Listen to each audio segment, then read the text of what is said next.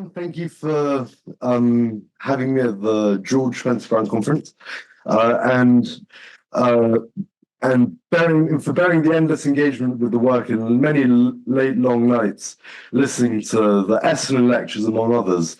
I want to dedicate this to my wonderful mother, who's come with me today. So, from a lifelong interest in Buddhism, I discovered laws of form through the introduction of The Center of the Cyclone by John C. Lilly. I was fascinated by the clarity of writing when I initially saw it. It was sort of an electrifying experience for me. And it seemed to say, at least, I thought, truths about the human condition that I'd been wrestling with from teenage and young manhood, I guess. And it's only after having finally got my degree and having certain rites de passage that I thought I would go deeper at the formal logic side, and indeed with Leon's mentorship and Randy, as a bit of Randy Bible, like the Bibles, he likes to call it, we are engaging in the poetic side as well of laws of form. So what have I thought about laws of form and its application to knowledge? Well, as far as I can see, I was interested with this idea of the infinitely sensitive film, which, if it could change itself by itself, would lead to the appearance of the first distinction. And I like to personally engage with it on the level of triplicity. So nothing is a distinction itself, which is itself between something and nothing. If that is I think it's what George Spencer Brown called the triplicity. The first distinction has the nature of triplicity, and I thought that was something which how I personally like to engage with the work. So, for me, knowing the knower is exactly the boundary in triplicity. In first distinction, the knowledge of this boundary is what I refer to as knowing the know, or the nous, the knowledge. And I like to also view this in terms of cross-applicability to Buddhism. For example, the Heart Sutra says, form is void, and nothing but form, and form is nothing but void. And that seemed to ring with clarity certain ideas. Although, of course, and what Buddhist writers mean, it is not the same thing, I don't think, what Buddhism refers to. And I do make that distinction, that I don't think the first distinction is necessarily a Buddhist, although it is, of course, one of the applications to that idea. And that echoes also with ideas such as the void having no properties. And in my mind, I view this not as nothing, but perhaps better no thing, if that makes any sense.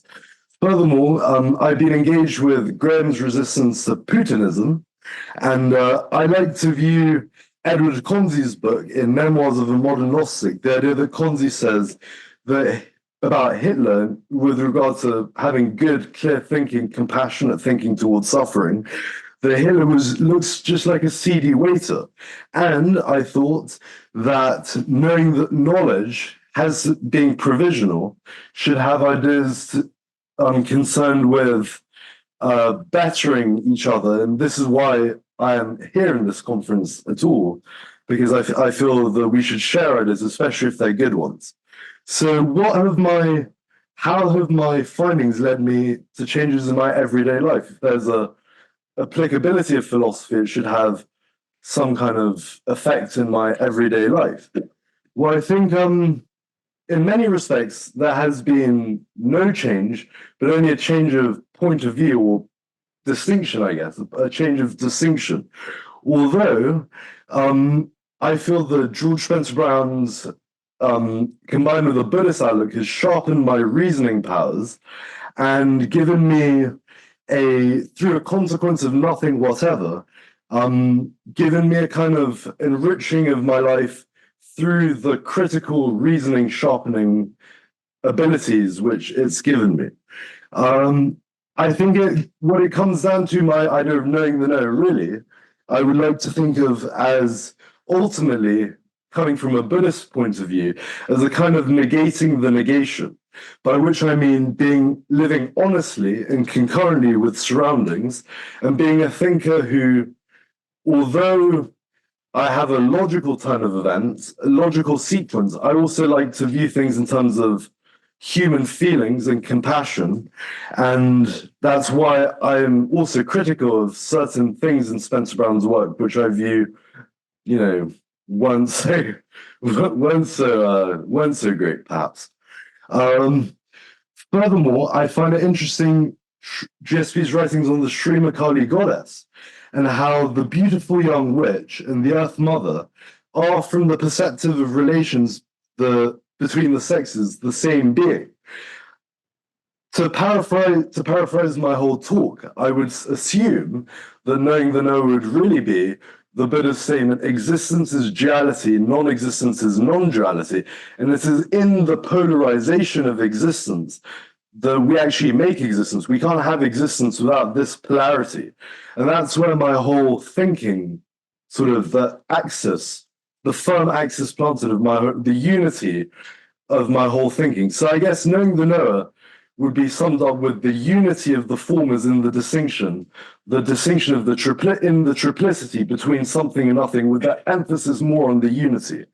And paradoxically speaking, this nothing which GSB speaks about has for me been not mere nothing, but here in Liverpool, a happy coincidence. So thank you very much. If I can have any questions.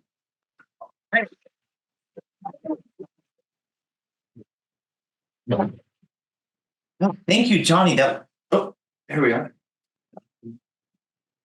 All right. You look to be green. Thank you, Johnny. Yeah. That was delightful, and it has the quality of brevity, and that gives us plenty of times for discussion on these themes, these topics. Philip, and by the way, I want to remind everyone, mention your name. I know Philip was about to do it, but everyone at home and here, mention your name and then go ahead. So Philip here. Hello. Hi. What you just said about that existence is polarity and Duality. Polarity. Yeah, and non-existence is non-polarity. Yeah. Then, to me, that's the sort of key message of Spencer Brown, that his form, his logic is crossing this boundary. Sure. And this boundary isn't a mathematical boundary; it's a boundary of existence. So an existence philosophy. Well, I would like to, existence, as the Buddha said, is actually, I would actually view it further than that. There is actually polarity and duality, and I think that's kind of the meaning of the Buddha's, I would guess, of that statement by the Buddha. But do you want to say more on that? How? So, in fact, I think there was a friend of George Spencer Brown who described it as creation comes from nothing and is nothing, everything, if that makes sense. So I've liked to view it as it's that kind of the is the polarity which kind of animates existence, and that's why I'm skeptical, not wholly. Well, I retain a skepticism towards pure rationality, and think that, which is why I have a Buddhist background or Buddhist element to my thinking, because I think that we need to. There's a duality in life. We need to have life contains a certain. To live with sanity in the world, we have to live in the world of non-duality, sure, but there has to be an emphasis on the dual side. I would think. Personally. Thank you, Johnny. You mentioned, this is Leon Conrad, you mentioned triplicity. Triplicity, yeah. Spencer Brown, in the preface to the limited edition of LoF24, Randy, which you gave me with Randy's lovely markings. Yes, indeed. I was reading it this morning. On the table. Yes. Puts triplicity in the context of duplicity. Well, that's exactly where I was going with this one. So there is a sense of the trickster here. Let me finish. You also have only two can play this game. How do you see duplicity, triplicity in a tricksterish sense, and only two can play this game interrelating?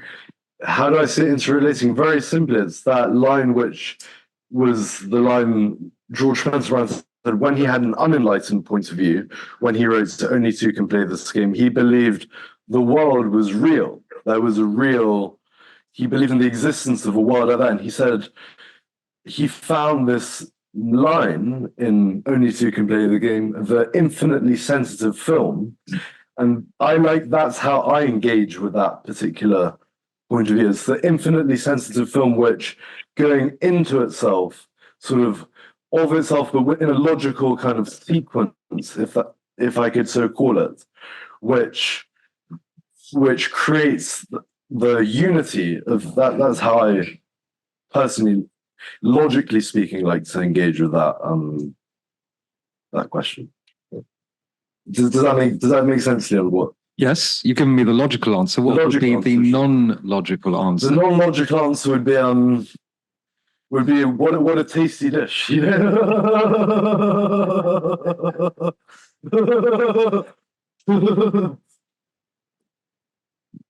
Thank you. Any more questions? Hi, Steve Watson. Thank hi. you very much. That was very interesting. And I think one of the things that you're alluding to, was a kind of morality or ethics within that. And I wonder if you can say a little bit more about the scope of that. And it goes really back to, I think it's actually why one of the things, my engagement with these questions of what gross evil is done, which is, I actually have a Buddhist take on suffering or gross suffering, which is that I think it's to do with a kind of fault. It's kind of a fault in the reasoning process, almost like a kind of certain blindness to reality. And I think of evil as a kind of moral blindness, or a kind of almost like an ugly, how you can have an ugly sight is it's an innate ugliness of the person, so I actually don't, why I like ethics, actually, I do go for the ethical side, is that I don't believe that the sweetie pie or pardoning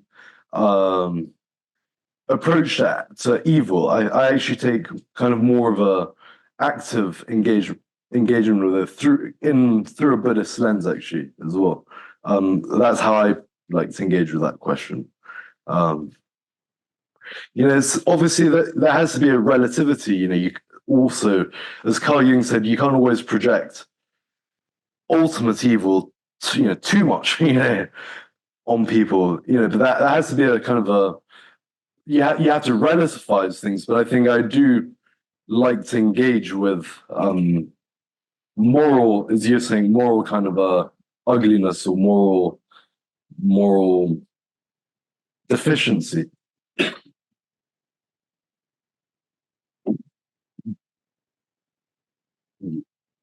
Yeah, it's interesting to meditate on compassion in this context, especially with the Buddhist context. True. But also like feelings of universal love and compassion, which come along with transcendent experiences or occupying states like, the Tathagata consciousness, then there's a real presence of that, just like the presence of the unmarked state, which was perhaps more invisible, certainly for the logical side, before Spencer Brown. I think that's what I was talking to Leon earlier, said a presence in the present, which comes up, and how to be present in the present, which comes up in Buddhism too, in that transcendental kind of realm, which I like, I find conversing with you sometimes I can reach through a kind of syntactical understanding. I can reach some of those sort of higher states of universal love or consciousness, or whatever you want to call it, I guess. Yeah, and I guess there's other contexts as well, like parousia. and like with like super presence, super essence, super essential, super essential, super essential. Yeah, exactly. Yeah, I'm on with you on that one, Randy. and there were other themes, of course. I mean, not to just focus on that side. You also talked about the Noer, right? With the play on words indicating the noesis or the nous, the form, right? That all ties in. That all ties in my mind with games of. It's like as I think language to a certain extent is you're caught. I like to view it as being caught up in a kind of play on words or a game within the language, which I often engage with the laws of form from that level as well of very much self-referential, almost referencing play on words and language. Double entendres, and I also view laws of form in that kind of poetic sense as well. Yeah. Sure. Yeah. Okay. Knowing thank you. Hans Strover is my name, and my question is knowing the knower, the nous. The nous, yeah. Yeah, the nous. So, can you tell something about the news? The news. Oh, it's the same. It's. I think it's what Randy Dyble's friend is it Edward Casey. The Now is News. I bought the book. You say I wanted because I was reading it. He calls it the news. The Noah, and then the Now is News, and then the he has a play on these words too, and that's an interesting way of poetic kind of. And also poetic, playful way of engaging with the nose, as well. The Now is News, the new. He even calls it the new news. I think he quoted Bachelard, who said, "Time is not a time doesn't stop; it leaps." I think it is. It flows or it leaps. It erupts. And I view there's a similarity. Thank you. But just my question is about the Greek. News comes from the Greek philosophy. Yes. Yeah, it means the nose. The nose, yeah. It's the place of knowing. It's in the same way. I actually view this conference in that kind of light. And as was it Graham in the first Laws of Form speech called Liverpool, the pool of life. So we are here in the pool of life, Liverpool, but there's a certain sense which we're also here to share knowledge, the knowing, the known knowledge, which is a way of enlightening, kind of enlightened gathering where we share knowledge with each other. And I view I would view, that's the reason for my talk. That's why I'm giving the talk actually, for that precise reason. Yeah. I just wanted to get back to the wordplay. Somehow the wordplay, it takes us sometimes into a kind of region of discovery. Yeah. So you find yourself saying nothing is greater than everything. Nothing is greater than everything. Or perhaps something is something. Resolving thereby a non-rational approach to Anselm's proof of the existence of God.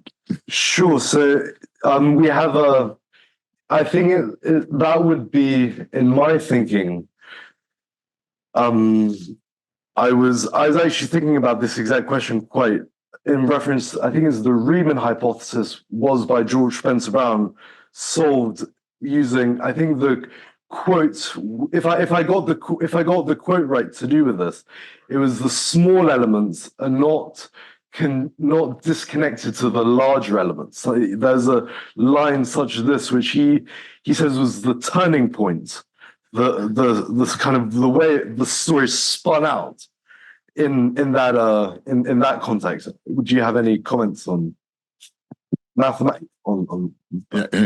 Maybe in that case, it's that sure. He says a number of things, but yes, one insight is that once you start with one prime, you have everything. That's all there. They come sure. from that. That's exactly where I'm going. Yeah, exactly. I'm not a mathematician by. I got a degree in philosophy, but when I engage with Spencer Brown, the mathematics, I know you're a mathematician. I do engage with it in that sense. In an amateur kind of couch way, that's how I kind of engage with it. Yeah, and then there are these symmetries. Like it seems very mysterious that it should be on the half line. Everybody looked, well, why? Yeah. And yet somehow, how could it be otherwise? It could be balanced that way. It is very interesting, and that comes back to I think actually back to I would actually view on that point of view a Jungian approach, which is that it comes back to the body.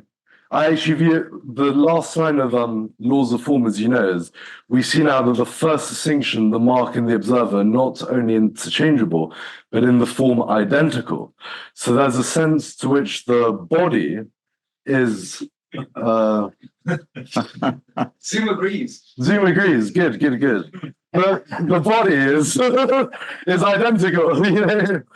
So there's a sense to good. I don't think it gets better than that. Zoom agrees. Anyway, are there any more questions? Leon. Yeah. Quick question. Quick fire. GSP prided himself on being rude. And when you look at the etymology of the word rude, it's all to do with rubble and being rough and unconnected and not having a formally shape. Yes. He prided himself on his rudeness. How does that fit into your image of compassion, balance, love? Is he has to forget about it, yeah. I don't accept that.